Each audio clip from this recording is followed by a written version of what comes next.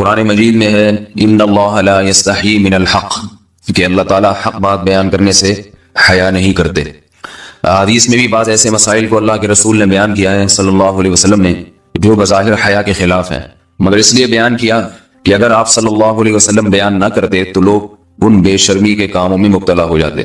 اسی وجہ سے میں بھی ہمت کر رہا ہوں کہ ایک اور ایسا گناہ جس میں لوگ مبتلا ہیں اور وہ ہے حیا کے خلاف، مگر ہے بہرحال شریعت کا مسئلہ اور لوگ اس میں گناہ میں مبتلا بھی ہیں، اس لیے بتانا ضروری ہے۔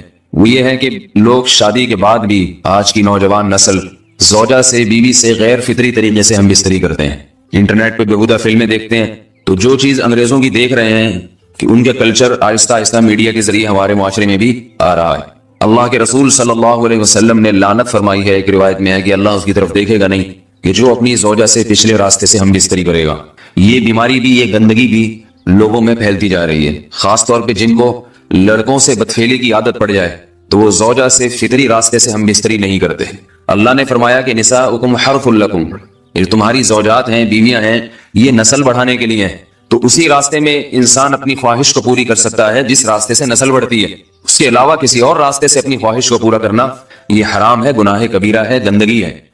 ہمارے پاس کیسز آتے ہیں، ایک پاک دامن لڑکی کی شادی ہوتی ہے، لڑکا بھی بظاہر بڑا نیک، لیکن کیا ہے، لڑکا چونکہ ٹھرکی ہوتا ہے، شہوت کا درندہ ہوتا ہے، تو وہ یہ نہیں دیکھتا کہ میں اپنی بری خواہش مٹانے کے لیے میں اپنی زوجہ کو غیر فطری طریقے پر مجبور کیسے کر سکتا ہوں، تو مجبور کرتا ہے پھر اپنی بیوی۔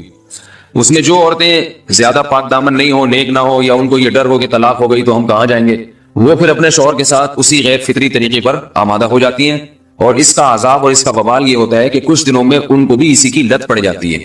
انسان جب بھی کوئی غیر فطری راستہ اختیار کرتا ہے، آخرت کا عذاب تو بعد میں، دنیا کا عذاب یہ آتا ہے کہ پھر اس کو لذت فطرت میں آتی نہیں ہے، تو جو راستہ اللہ نے رکھے اس میں اس کو لذت نہیں آئے گی، وہ گندگی میں ہی گھسنے کی کوشش کرے گا، اس کی بھی فطرت خراب ہو جاتی ہے، اور جس کے ساتھ یہ بدفعلی کی جائے اس کی بھی فطرت خراب ہو جاتی ہے، وہ بھی پھر کسی کے قابل نہیں رہتے۔ تو اپنے جان پر رحم کرنا چاہیے۔ ہم انسان ہیں، ہم درندے نہیں ہیں، ہم گھوڑے نہیں ہیں، ہم گدھے نہیں ہیں، ہم جانور نہیں ہیں، ہم انگریز نہیں ہیں۔ انگریز نے تو حیا اور شرم کی تمام حدود کو توڑ دیا ہے، وہ تو درندے بن چکے ہیں۔ ہم تو درندے نہیں ہیں، ہم تو حلال کھاتے ہیں، پاک صاف رہنے کی کوشش کرتے ہیں، تو ہم ان کی جو کلچر دیکھ کے ہم ویسے درندے بننے کی کوشش کیوں کریں؟ تو یہ بہت بڑا وبال ہے، بہت بڑی برائی ہے جو ہمارے معاشرے میں آہستہ آہستہ جڑ پکڑتی جا رہی ہے، اور اس سے بیماریاں بھی پھیلتی ہیں۔ غیر فطری طریقہ ہے، بیماریاں بھی پھیلتی۔ ایسے کیسز آتے ہیں کہ جناب وہ مرد مجبور کر رہا ہے بیوی کو، اور وہ بیوی جو ہے ساتھ نہیں دیتی تو پھر اس کو طلاق کی دھمکیاں دیتے ہیں، ایسے کیسز بھی آتے ہیں۔ اور یہ بھی آتا ہے کہ مرد جب اپنی بیوی کو غیر فطری طریقے پر مجبور کرتا ہے، بیوی آمادہ نہیں ہوتی، تو مرد پھر یہ دھمکی دیتا ہے کہ بھائی میری خواہش تو تم سے پوری ہوتی نہیں ہے، پھر میں دوسروں کے پاس جاؤں گا۔ تو یاد رکھیں، جس عورت کا شوہر یہ دھمکی دے اس کو کہ میں زنا کروں گا اگر تم نے میری خواہش پوری نہیں کی غیر فطری طریقے سے، تو عورت اپنے شوہر سے کہہ دے کہ جاؤ تم کہیں اور جا کے منہ کالا کرو، تمہاری فطرت میں گندگی ہے تو یہ مجھے گندا بنانے کی کوشش نہ کرو، اس کو زنا کرنے دیں، وہ اللہ آخرت میں اس سے بھگتے گا۔ ہر بیماری کا اللہ نے علاج رکھا ہے۔ اللہ کے رسول صلی اللہ علیہ وسلم نے فرمایا، صحیح بخاری کی حدیث، ما انزل اللہ من داء الا انزل له دواء، کوئی بیماری ایسی نہیں ہے جو اللہ نے نازل کی ہو اور اس کے لیے دوا نہ رکھی ہو دنیا میں۔ تو اگر کسی کو ایسی لت پڑ گئی ہے غیر فطری کام کی تو اس کو چاہیے کہ وہ اپنا علاج کرائے، ڈاکٹر سے بھی رابطہ کرے، اور سب سے بڑا علاج یہ ہے کہ کچھ وقت صبر کرے گا، چھوڑ دے گا کچھ عرصے کے لیے، تو خود بخود آہستہ آہستہ صحیح ہو جائے گا۔ ایک آدمی شراب کا عادی ہے، ایک علاج تو یہ کہ ڈاکٹروں سے رابطہ کرے، بہترین علاج کے چھوڑ دے، کتنے دن تڑپے گا؟ ایک دن، 2 دن، 3 دن، 4 دن، ایک ہفتہ، 2 ہفتہ، بہت زیادہ سال ہو جائے گا نا، تو خود بخود ٹھیک ہو جائے گا۔ سگریٹ کا عادی ہے، چھوڑ دے گا، تو کتنے لوگ ہم نے دیکھے ہیں دن میں 20 سگریٹ پیتے تھے، چھوڑنے پر آئے تو بالکل ایک دم چھوڑ دی انہوں نے، آہستہ آہستہ کر کے چھوڑ دی، لیکن تکلیف ہوئی مگر عادی ہو گئے۔ تو اب کسی کو یہ لت پڑ گئی ہے غلط کام کی، برائی کی، تو اس کا بہترین علاج یہ ہے کہ وہ اپنے آپ کو بدلنے کی کوشش کرے، ماحول بدلے، اور کچھ وقت صبر کرے گا تو اللہ اس سے یہ عادت چھڑا دے۔ نہیں کی، صبر نہیں کیا اس نے، بری سی گندگی میں موت واقع ہوگی، پھر آخرت کا عذاب بہت سخت، نسلیں برباد ہو جاتی ہیں اس عمل سے انسان کی۔ تو بات حیا کے خلاف ہے، مگر یہ کہ ایک بزرگ تھے، وہ بات فرما رہے تھے، تو کسی نے پوچھا کہ حضرت آپ حیا کے خلاف بات کرتے ہیں، تو انہوں نے فرمایا تم بے حیائی کے کام نہیں چھوڑتے، ہم اس چھڑوانے کے لیے بات کریں تو ہم برے ہیں، اور تم کام کرو تو بھی برے نہیں۔ برائی کا کام کرنے میں برا نہیں بنتا، اور برائی کے خلاف بولنے والا برا بن جاتا ہے کہ دیکھو یہ کیسی باتیں کر رہے ہیں۔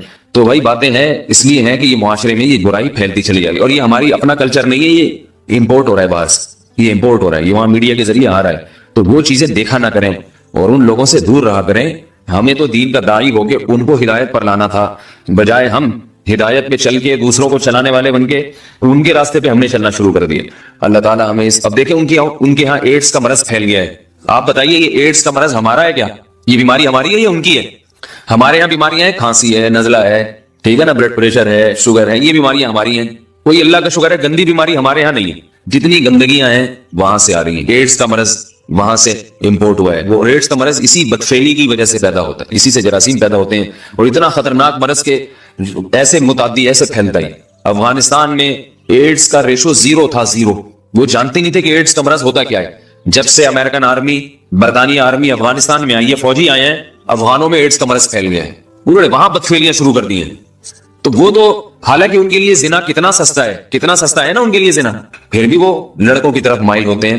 تو اتنی گندگی، ایسا گندا جب انسان بن جائے پھر اللہ اس کے وجود کو برقرار نہیں رکھتے، اور رکھتے ہیں تو پھر آخرت میں سزا دینے کے لیے اپنے آپ کو ان گندگیوں سے بچانا چاہیے، حلال پہ اکتفا کرنا چاہیے. اللہ تعالیٰ ہمیں حلال پہ قناعت کی توفیق عطا فرمائے اور پاکیزہ لوگوں میں ہمارا شمار فرمائے. مرد پر لازم ہے کہ کم سے کم 4 مہینے میں بیوی سے ایک دفعہ وہ لازمی ہم بستری کرے.